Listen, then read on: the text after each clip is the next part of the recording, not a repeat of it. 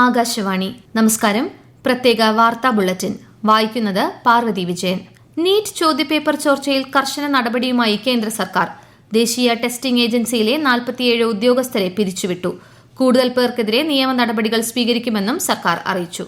NEET ചോദ്യപേപ്പർ ചോർച്ചാ വിഷയത്തിൽ നടപടി വേഗത്തിലാക്കാൻ ഫാസ്റ്റ് ട്രാക്ക് കോടതികൾ സ്ഥാപിക്കുന്നതിനും സംഭവത്തിൽ ഉൾപ്പെട്ടവർക്ക് കർശന ശിക്ഷ ഉറപ്പാക്കുന്നതിനുമുള്ള കരട് ബില്ലിന് കേന്ദ്ര മന്ത്രിസഭ ഇന്ന് അംഗീകാരം നൽകി. പ്രധാനമന്ത്രി നരേന്ദ്രമോദിയുടെ അധ്യക്ഷതയിൽ ചേർന്ന മന്ത്രിസഭാ യോഗമാണ് ബില്ലിന് അംഗീകാരം നൽകിയത്. ബില്ല് പാർലമെന്റിൽ അവതരിപ്പിക്കുമെന്ന് പ്രധാനമന്ത്രി ഇന്നലെ വീഡിയോ സന്ദേശത്തിൽ അറിയിച്ചിരുന്നു.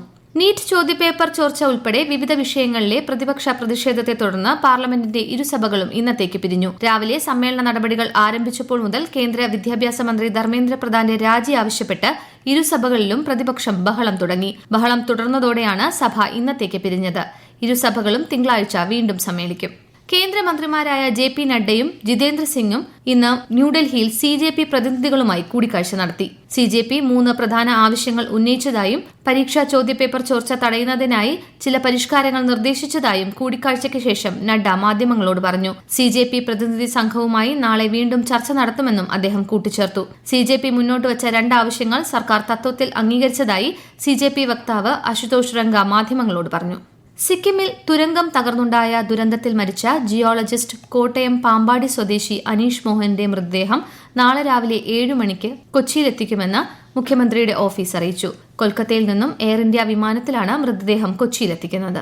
ADGP MR അജിത് കുമാറിന്റെ സസ്പെൻഷൻ DGPയുടെ റിപ്പോർട്ട് പ്രകാരമെന്ന് ആഭ്യന്തരമന്ത്രി രമേശ് ചെന്നിത്തല. ഉത്തരവിൽ അസാധാരണമായി ഒന്നുമില്ലെന്നും അധികാര ദുർവിനിയോഗം ആര് ചെയ്താലും സർക്കാർ അംഗീകരിക്കില്ലെന്നും അദ്ദേഹം പറഞ്ഞു. സംസ്ഥാനത്ത് 4 ദിവസമായി നടന്ന ഓൺലൈൻ ടാക്സി സമരം ഭാഗികമായി അവസാനിപ്പിക്കുകയും സർവീസ് പുനരാരംഭിക്കുകയും ചെയ്തു. തൊഴിലാളികൾ ആവശ്യപ്പെട്ട നിരക്ക് വർധന അംഗീകരിക്കാൻ തയ്യാറായ കേരള സവാരി, റാപ്പിഡോ എന്നീ ആപ്പുകൾ ഉപയോഗിച്ചാണ് ഓൺലൈൻ ടാക്സികൾ ഓടിത്തുടങ്ങിയത്. എന്നാൽ ഊബർ കമ്പനിയുമായുള്ള നിസ്സഹകരണം തുടരാനാണ് തീരുമാനം.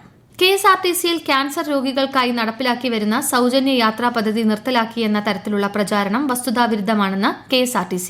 സാങ്കേതിക പ്രശ്നം പരിഹരിച്ചതിനെ തുടർന്ന് പുതുക്കി നൽകേണ്ട കാർഡുകൾ വിതരണം പുനരാരംഭിച്ചിട്ടുണ്ട്. കൂടാതെ യാത്രക്കാർ ഇപ്പോൾ ഉപയോഗിച്ചുവരുന്ന സാധുവായ കാർഡുകൾ വഴിയുള്ള സൗജന്യ യാത്ര തടസ്സം കൂടാതെ തുടരുന്നുണ്ടെന്നും KSRTC വ്യക്തമാക്കി.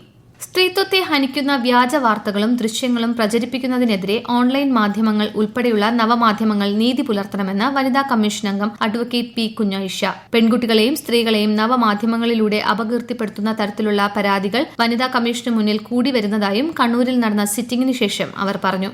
തിരുവനന്തപുരം റീജിയണൽ ക്യാൻസർ സെന്ററിൽ ഫെബ്രുവരിയിൽ ഉദ്ഘാടനം ചെയ്ത പുതിയ ബഹുനില മന്ദിരം അടിയന്തരമായി തുറന്നു നൽകണമെന്ന് നിർദ്ദേശം നൽകി മന്ത്രി K. മുരളീധരൻ. എല്ലാ ജോലികളും സെപ്റ്റംബർ 30-നകം പൂർത്തിയാക്കി കെട്ടിടം RCCക്ക് കൈമാറണമെന്നാണ് സ്ഥലത്ത് നേരിട്ടെത്തി പരിശോധിച്ച ശേഷം മന്ത്രി കരാറുകാർക്ക് നിർദ്ദേശം നൽകിയത്.